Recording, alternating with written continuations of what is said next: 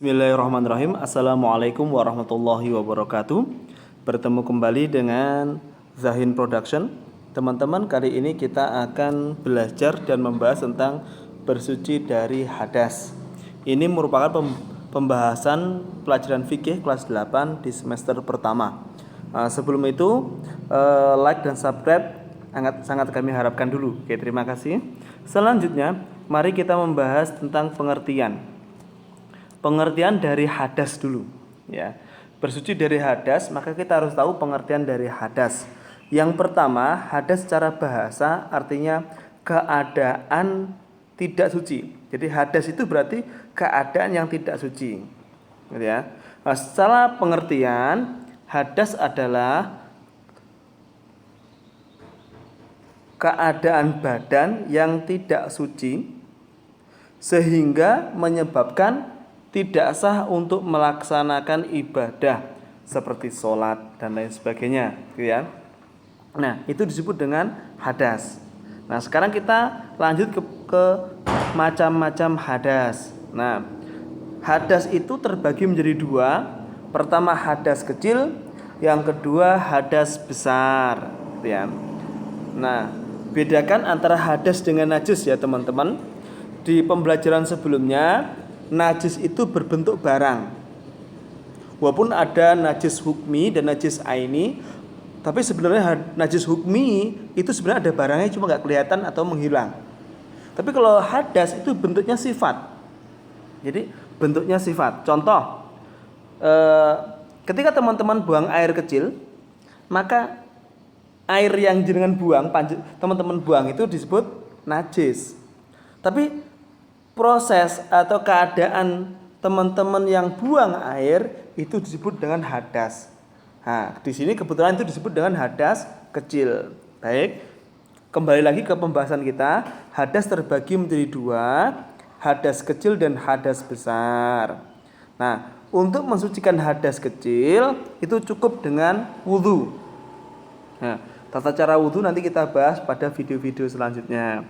Nah, kalau tidak bisa wudhu mungkin karena sakit atau karena tidak ada air dan sebagainya, bisa diganti wudhunya itu dengan tayamum.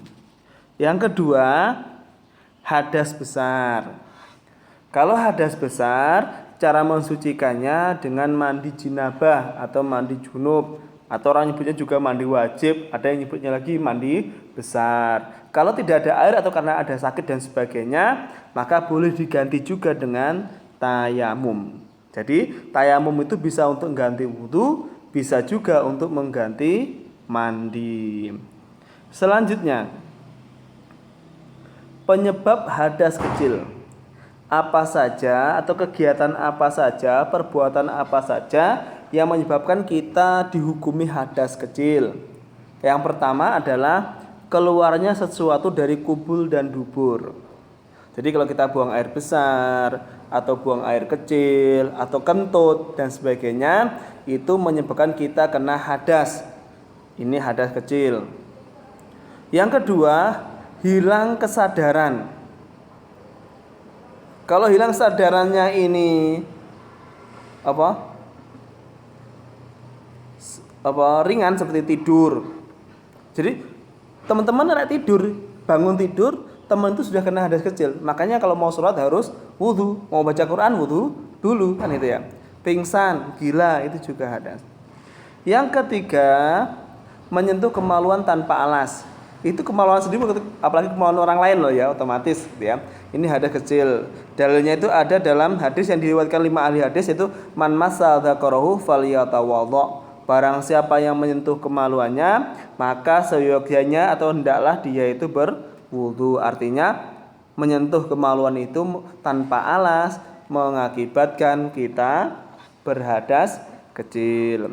Yang keempat adalah bersentuhan kulit laki-laki dengan kulit perempuan tanpa penghalang.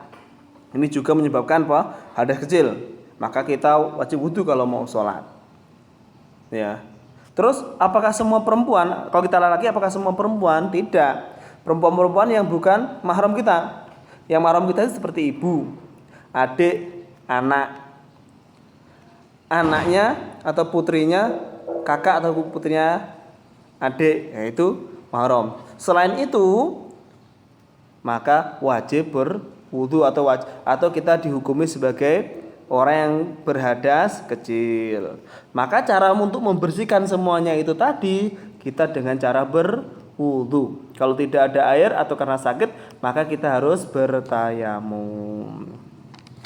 Yang kedua, apa penyebab hadas besar?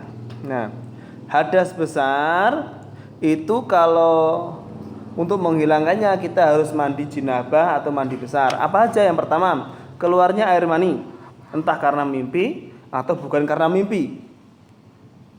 Gitu ya. Mimpi dewasa kemudian keluar, itu air mani itu juga hadas besar. Enggak mimpi kok keluar, itu juga berhadas besar. Haid bagi perempuan itu darah yang keluar tiap bulan gitu ya. Nifas itu darah yang keluar setelah melahirkan. Wiladah atau waladah itu apa? Ketika melahirkan, itu berarti pada waktu posisi ini atau haid atau nifas atau waladah, maka perempuan itu kena hadas besar. Yang ketiga, penyebabnya adalah hubungan suami istri, ya. Keluar maupun enggak keluar ya, keluar mani atau enggak keluar mani tetap berhadas besar. Yang keempat, ini ada yang bilang masuk Islam. Sebenarnya ini bukan hadas besar. Cuma ketika orang masuk Islam, dia disunahkan, dianjurkan untuk mandi jinabah atau mandi besar. Yang keempat atau kelima ada yang bilang mati. Maka orang mati harus dimandikan. Enggak wudu kan? Mandi itu harus dimandikan. Yang memandikan kalau sesama laki-laki ya keluarganya, kalau bukan maka yang mahramnya, perempuan yang mahramnya. Karena apa? Itu artinya setelah itu kan mereka harus sholat atau disolati. Ada orang menyebut itu sebagai hadas besar.